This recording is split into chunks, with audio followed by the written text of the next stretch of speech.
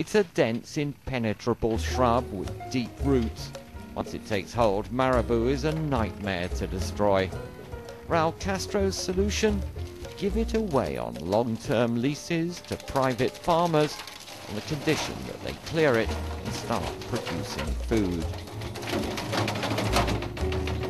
2 years ago, I visited Jorge Robles, one of the first wave of farmers to be given this unproductive, state-owned land. Esta era una cooperativa que la descontinuaron porque se les perdió, no trabajaron y se les perdió. Entonces entregaron las tierras, ahí mismo le entregaron a 3 campesinos de ahí de esa cooperativa. Y le están entregando, pues si tú la dejas perder, pues venga otro que la trabaje para que produzca. Jorge Robles' farm is in the central province of Camagüey, about 600 kilometers from the capital, Havana. So this is the turn-off. Let's go and see if anything's changed over the last 2 years.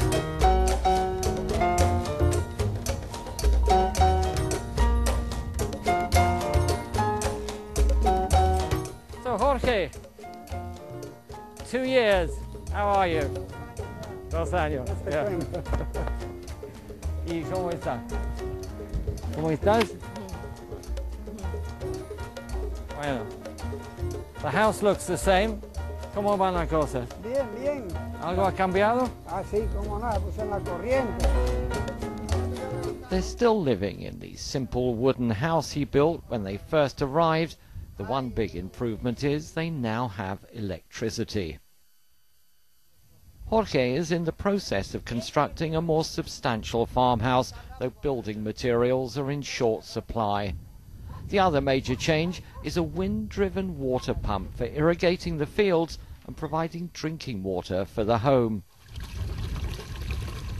It's been a tough few years for Jorge's wife and daughter-in-law. Now, with electricity and a constant water supply, their sacrifices are starting to pay off. Electricidad, una maravilla. Sí, entre todos ya hemos logrado lo que has visto hasta ahora. Y nada, que no se le puede coger miedo al trabajo. Unidos siempre se hace todo. Con unión se hace todo. Y gracias a Dios ya tenemos la electricidad, por lo menos la salud de mis hijos, que cuando no tenía electricidad tenía un niño que no llega a la colonia. Y gracias a Dios ha mejorado enormemente las crisis. By now, the government has handed over at least 1 million hectares of land, creating more than 100,000 new farms like this one. But with the state still controlling many aspects of their lives, are they economically viable?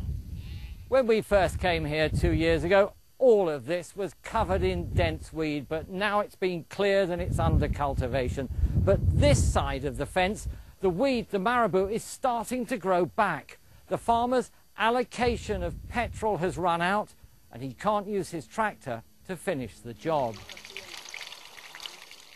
Fuel is just one of the many problems facing farmers who still rely heavily on oxen to do much of the ploughing and other heavy work.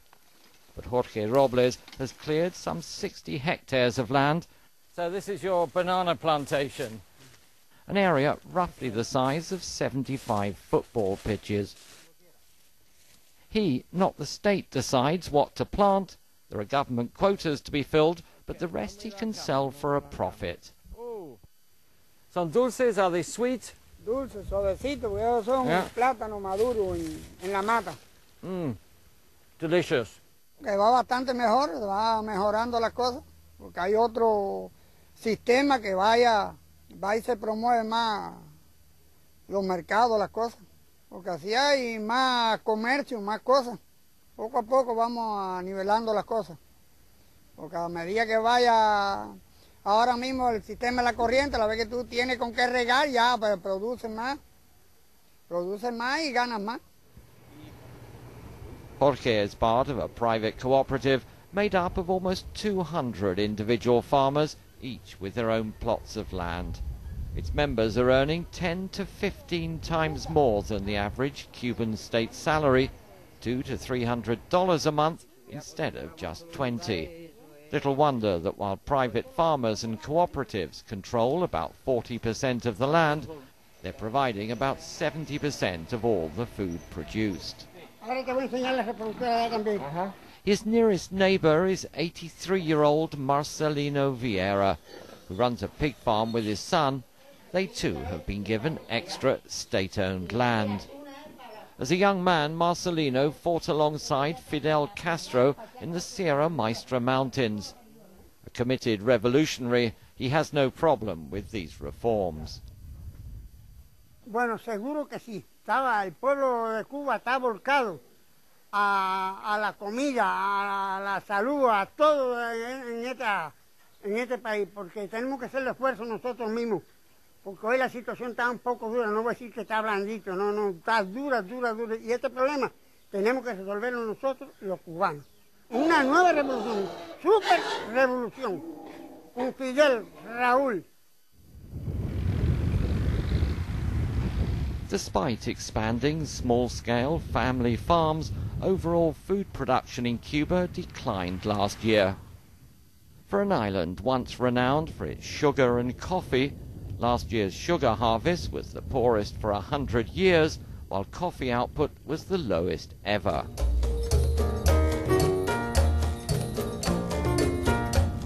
Driving back to Havana takes you through small towns and villages, some where the local sugar mill has closed down.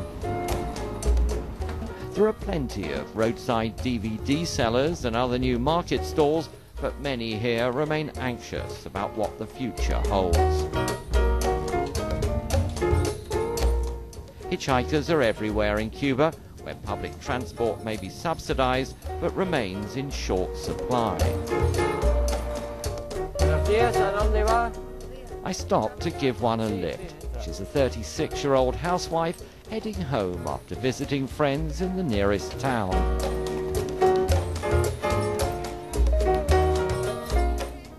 Odaise Ibarra is a mother of 3 and her husband works for the state, earning less than $1 a day. Her biggest concern is that the ration book is about to be phased out. Tenemos que empezar como decir desde cero. Empezar a ver cómo nos vamos equilibrando ahí porque es una situación difícil. Eso igual que llega la guerra de repente aquí, que uno sepa dónde correr, para dónde ir, pidiendo auxilio. Es lo mismo.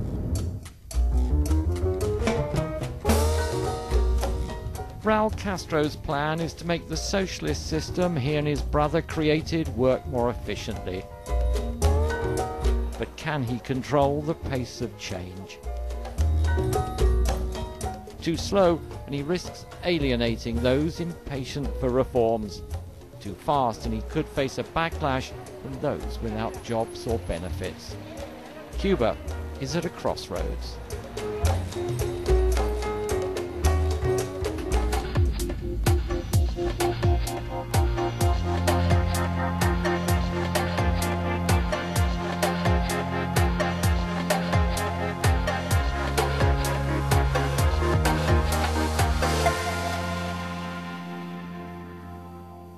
The Olympic torch may have just been extinguished in Vancouver, but for thousands of young people around the world, the dream of making it to the Games still burns bright.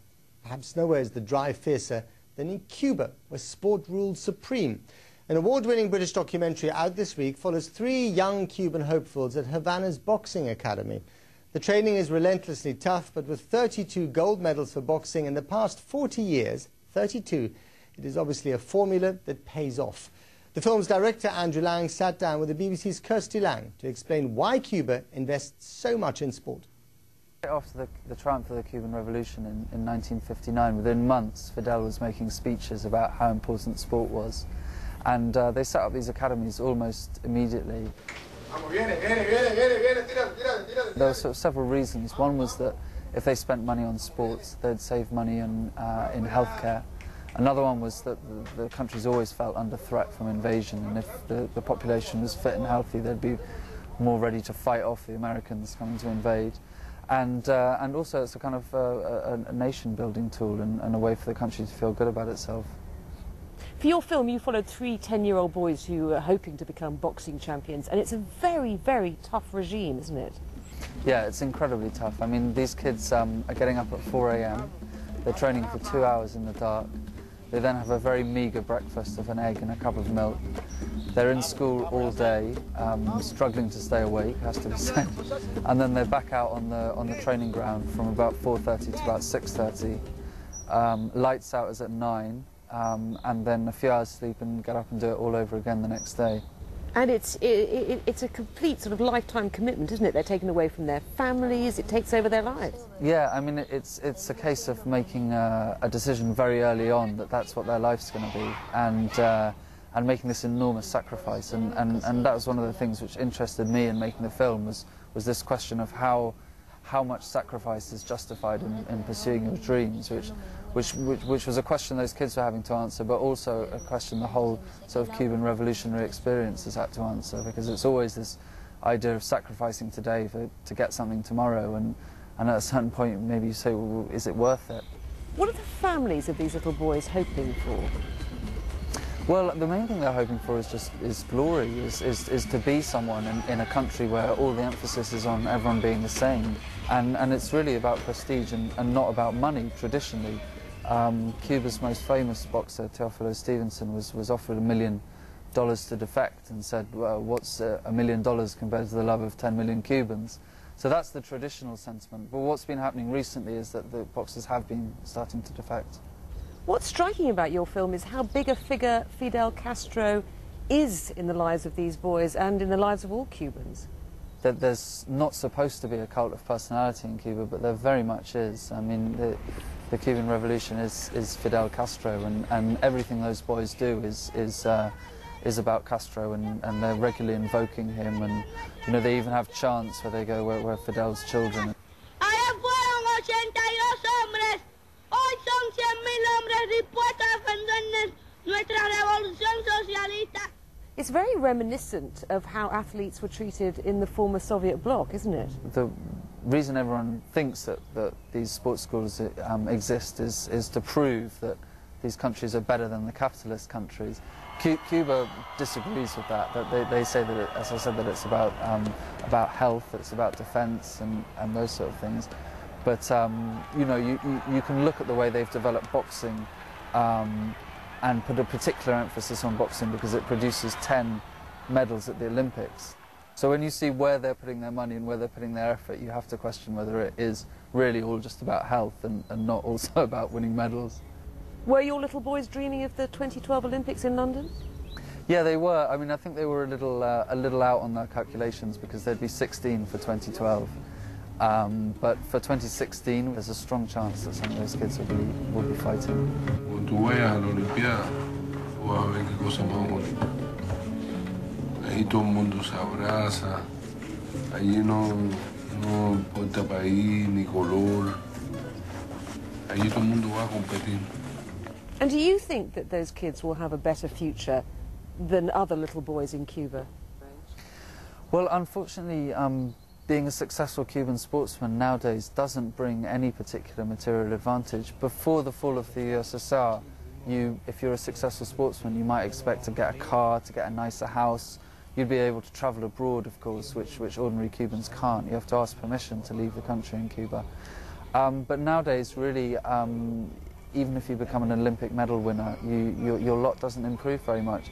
I spoke to the 3 boxers who defect in the film I met last summer in Miami, and they'd all had to sell their Olympic gold medals, you know, to feed their families and so on. So you can understand why some of them choose to leave. I love the Castro impersonator. I wonder if he gives 6-hour speeches as well. Anyway, that was Andrew Lang talking to Kirsty Lang.